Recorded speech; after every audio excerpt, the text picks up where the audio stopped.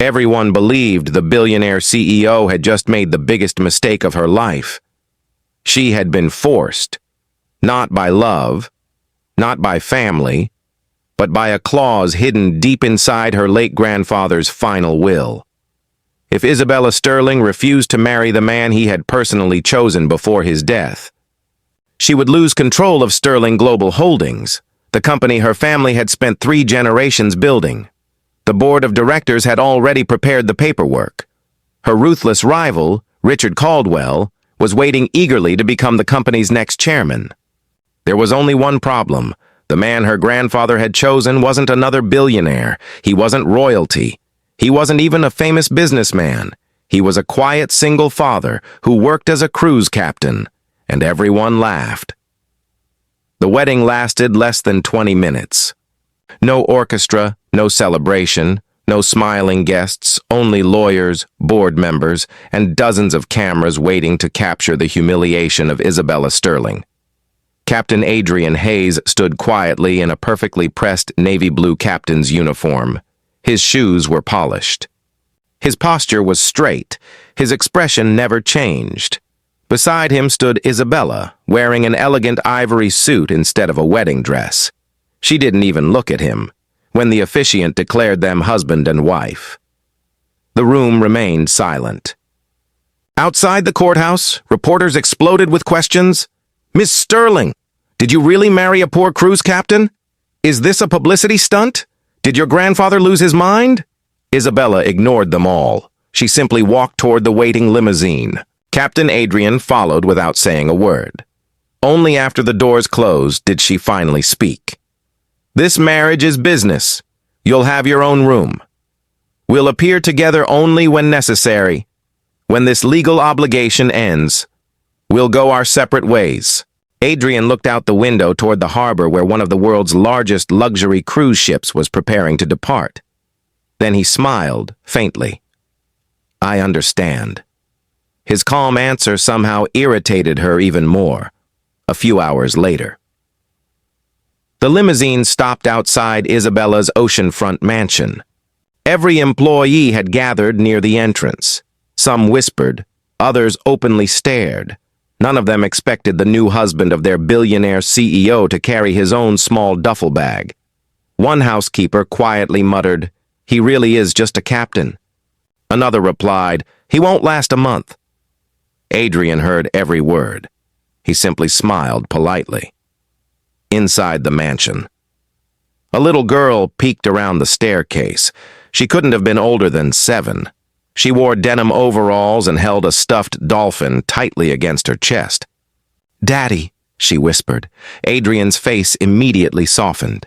He opened his arms. The little girl ran into them, laughing. "This is my daughter," he said gently. "Emily." Isabella blinked. No one had mentioned he already had a child. Emily looked up innocently. "Are you my new friend?" Isabella hesitated, then nodded. "I hope so." Emily smiled brightly. That tiny smile somehow made the enormous mansion feel less empty. Over the next several days, something unexpected happened. Adrian never behaved like someone chasing wealth. Every morning, he prepared breakfast himself. He packed Emily's school lunch. He repaired a broken garden fountain instead of calling expensive contractors. When one of the gardeners injured his shoulder, Adrian quietly finished trimming the hedges beside him. No cameras, no audience, no complaints. The mansion staff slowly stopped laughing. Instead, they began respecting him. Even Isabella noticed. One evening, she returned home exhausted after a brutal board meeting. She expected silence. Instead, she heard laughter coming from the kitchen. Emily sat on the counter covered in flour. Adrian flipped blueberry pancakes with surprising skill. The entire kitchen smelled warm and welcoming. Emily looked toward Isabella excitedly. "Daddy made your favorite tea, too." Isabella froze. "How would he know my favorite tea?" Adrian smiled. "The housekeeper mentioned you never drink coffee after sunset." It wasn't difficult. For the first time, she looked at him differently. Not as the poor captain she had been forced to marry, but as a man who quietly noticed everything. Still, something didn't make sense. A cruise captain's salary could never explain certain details. The expensive mechanical watch he always wore, the flawless manners, his knowledge of international politics, or the strange phone calls he occasionally answered in 5 different languages. Whenever Isabella asked about them, he always smiled. Old friends from the sea. She never believed him. One rainy evening, she accidentally walked into the mansion library. Adrian was sitting alone near the fireplace, reading an economic report that only global investment leaders usually discussed. Before she could say anything, his phone vibrated. He answered calmly, "No. I said the acquisition can wait. Protect the employees first, if necessary. Delay the announcement until next quarter." His voice remained quiet, but every sentence sounded like an order. The moment he noticed Isabella, he ended the call immediately. "Work?" she asked. He smiled. "Just helping someone." Something inside her whispered. He wasn't telling the truth, and she had a feeling. The biggest secret of her life was sitting only a few feet away. Isabella couldn't stop thinking about that phone call. A simple cruise captain shouldn't be discussing billion-dollar acquisitions, nor should he remain so calm while giving instructions that sounded like they controlled entire corporations. The next morning, she quietly asked her head of security to perform a background check on Adrian Hayes. That afternoon, the report arrived. It contained almost nothing. Employment records, a cruise captain's license, military search and rescue commendations, his wife's death certificate, Emily's birth record. Nothing more. It was almost too perfect. Her security chief frowned. "Ma'am, it's as if someone cleaned his history years ago." Meanwhile, Richard Caldwell was losing patience. "The marriage isn't falling apart," he growled during a private board meeting. "I want Adrian Hayes ruined." A board member hesitated. "He's done nothing wrong." Caldwell slammed his fist on the table. "Then make something up." Within days, fake articles appeared online. Poor cruise captain using billionaire CEO for money. Secret. Gambling debt? Fake war hero? Reporters surrounded Adrian outside the harbor. He answered every question with the same calm smile. No comment. His silence only frustrated Caldwell more. One rainy evening, Emily rushed into the living room carrying her school backpack. "Daddy, my class is having family day tomorrow. The teacher said both parents should come." She suddenly stopped, looking nervously toward Isabella. "You don't have to." Before she could finish, Isabella smiled. "I'll come."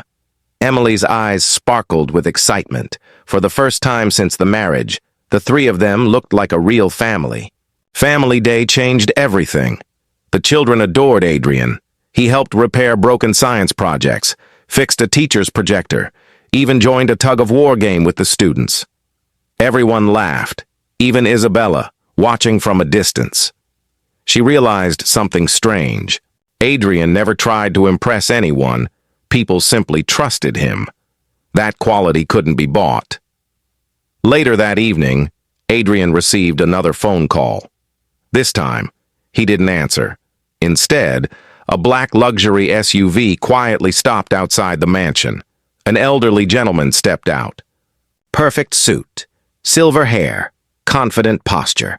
The house staff immediately assumed he was another executive. He walked directly toward Adrian. Without saying a word, he respectfully nodded. "Sir," Isabella noticed. A man like that, calling a cruise captain, "Sir," the visitor handed Adrian a sealed envelope.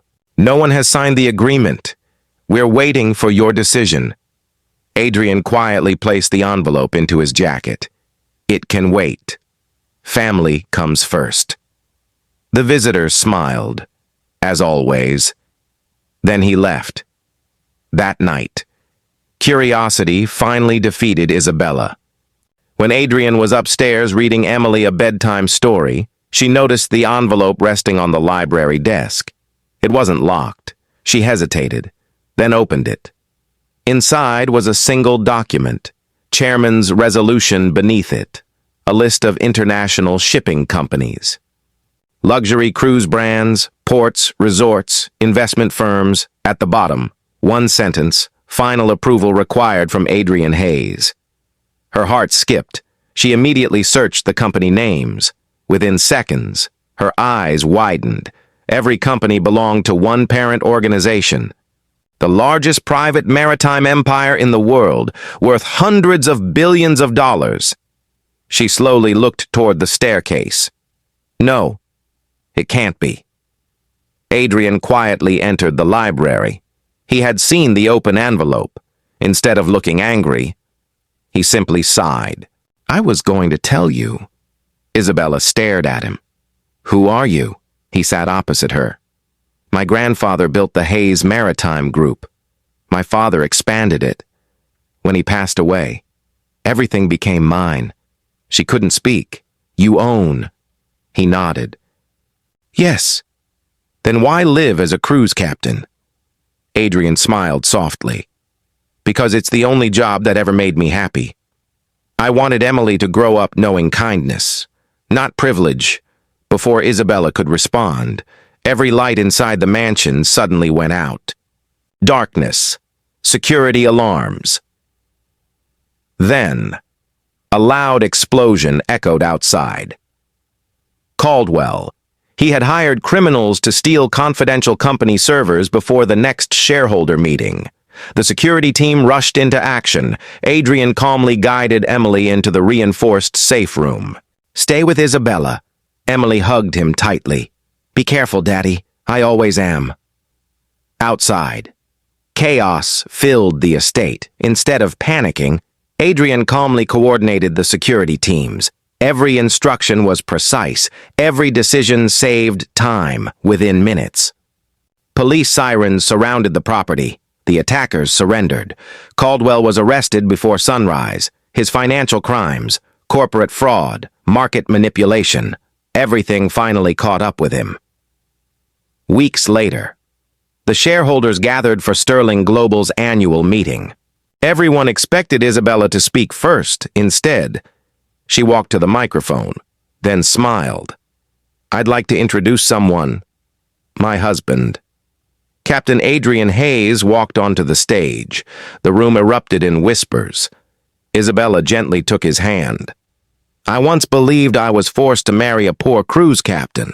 She looked at Adrian. I was wrong. I married the richest man in the room. She smiled warmly, and somehow, that's the least impressive thing about him. The room became silent. His greatest wealth isn't his companies. It's his character. Adrian smiled at her. For the first time. This marriage no longer felt like an obligation. It felt like home. Emily ran onto the stage, taking both of their hands. The audience rose to its feet. A standing ovation filled the hall. Sometimes, life's greatest treasure isn't the fortune someone hides. It's the heart they never stop sharing with the people they love. The end.